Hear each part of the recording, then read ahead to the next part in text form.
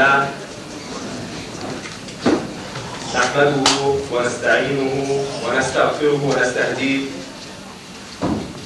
ونعوذ بالله من شرور أنفسنا ومن سيئات أعمالنا من يهده الله فهو المهتد ومن يضلل فلن تجد له وليا مرشدا وأشهد أن لا إله إلا الله وحده لا شريك له وأشهد أن محمدا عبده ورسوله. Dear brothers and sisters, Assalamu alaikum wa rahmatullahi wa barakatuh. We have the pleasure today to have Brother Ahmad Deedat with us.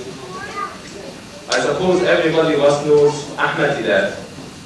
Alhamdulillah, he's a very well-known da'iyah. He's devoted his life for Islam. He's working for Islam in South Africa.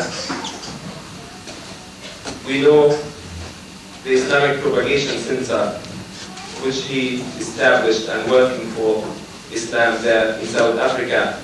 But however, he's not only well known in South Africa, he's well known, alhamdulillah, all over the world.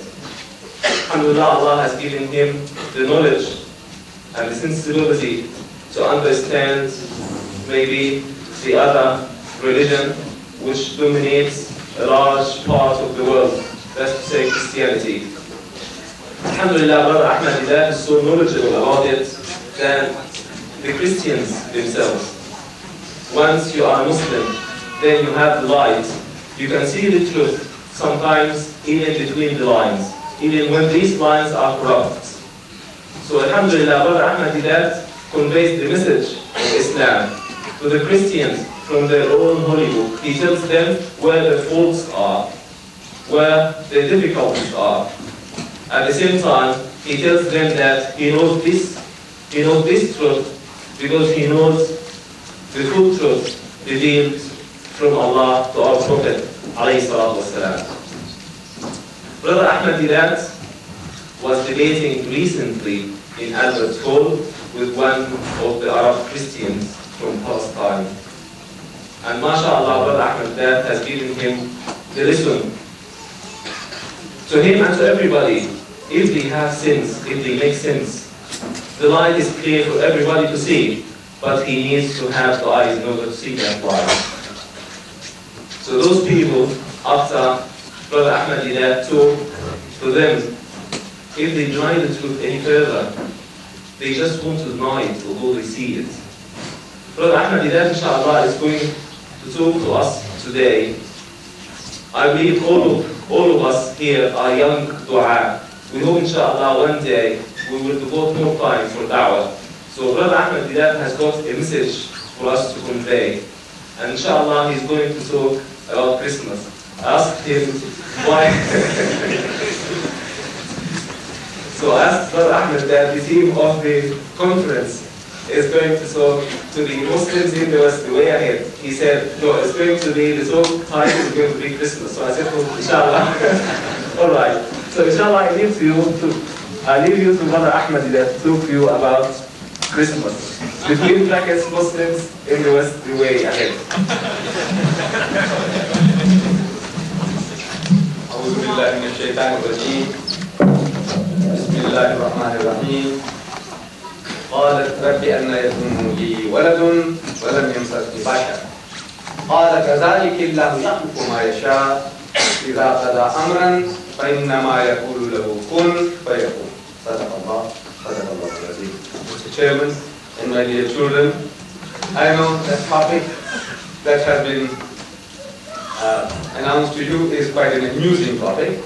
That coming to a Muslim conference of young men and women and talking about Christmas, has anything gone wrong with Uncle Deedat? It's not right in his head. But I don't think that anything has gone wrong yet. You see, last Friday I was at the East London Mosque, and there were a lot of young boys and girls, Westerners, Christians, white people. They were visiting the masjid in East London, the one right on the main road, some chapel road or something like that, the big masjid. And after showing them around, the guy took them to a small room and he was going to answer their questions. So they invited me, and one of the questioners, the student, the Christian, asked, do you Muslims celebrate Christmas? So I said yes, and I said no. I said yes, in the sense that Christmas is a public holiday. Like in my country, always around Christmas time, about 4 days holiday we have. Christmas Day, Boxing Day, and then some other days towards the weekend. We have about 4 days holiday almost every year. So as it's an occasion for us to go and arrange our weddings, meet our friends, our relations, and we have a jolly good time. Not like you drinking and dancing, but in an innocent way, we have a good time. Thank you very much for giving us these 4 days. Even our government, they do that. So from that angle, I said we do celebrate Christmas. But we do not commemorate the birthday of Jesus on this day, on the 25th of December. Because we said Jesus Christ was not born on the 25th of December. If we knew his exact date of birth, as we commemorate Milad, the birthday of the Holy Prophet Muhammad Sallallahu Alaihi Wasallam, I said, why should we not celebrate the birthday of Jesus? Don't we believe in him? Don't we? We do. Why are you afraid to say yes? We do believe in Jesus Christ as one of the mightiest messengers of God, as the Masih, the Messiah. We believe in his miraculous birth. We believe in his many miracles, including those of giving life to the dead by God's permission, of healing those born blind and the lepers by God's permission. If you say you don't believe in Jesus, you are not a Muslim. So, since we believe in him, and if you knew his date of birth, why should we not commemorate Christmas, the birth of Christ?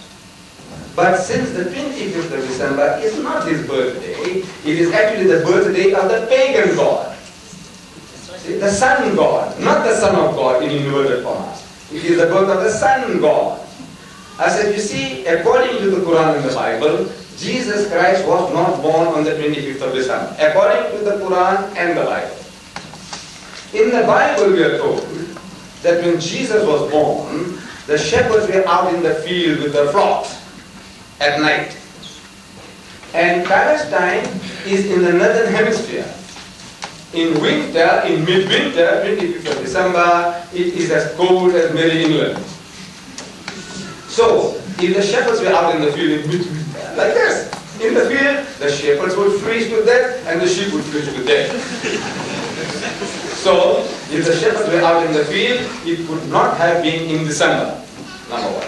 Number two, the Holy Quran tells us that when Jesus was born, Mary, his mother, she had retired to a remote place in the east. And when the child was born, a voice was heard telling her that there is a river here, wash yourself, refresh yourself, and get hold of a palm leaf and pull towards herself and shake it, and it will let fall fresh, ripe dates.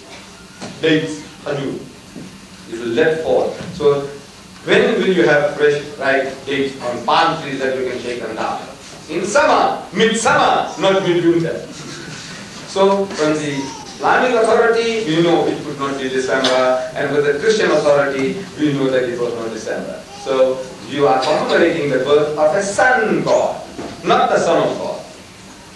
See the primitive man in this northern region, in the Mediterranean regions, as winter approached, you could see the sun going backward and backward in the southern hemisphere, receding from them, receding. And day by day it started getting colder and colder. 20th of December, 21st, 22nd, 23rd, 24th. It's getting colder and colder. And there personified this as the devil trying to swallow the sun.